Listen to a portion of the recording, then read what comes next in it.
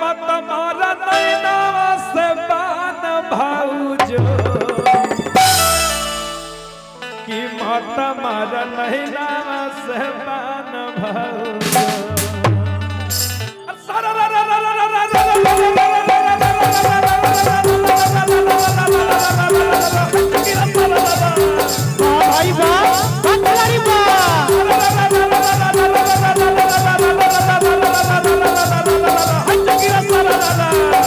भाई चढ़े लिखजू भागुर में भौजी चढ़े लिखजू भागुर में भौजी चढ़े लिखजू अब देवरा से मिल के रहे दुनिया से दूर बोला हाय हाय हाय माता नैना से बान भाऊजो कि माता नैना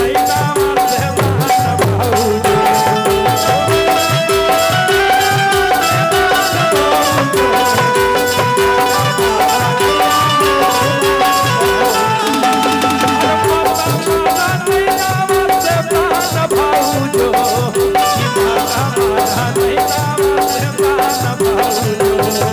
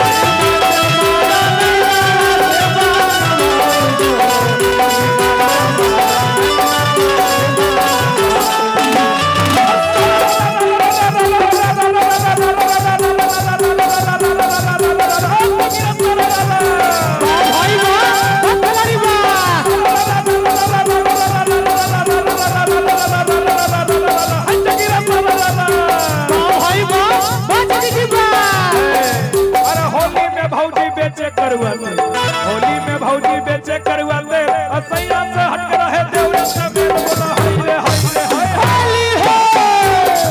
ए मारे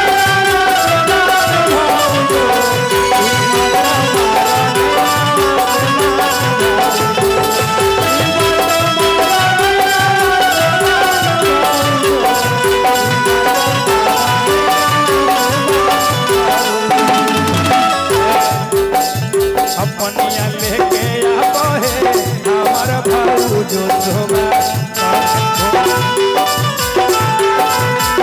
भोजना लेके आबो है भूखल सजना तोहार अपनिया लेके आबो है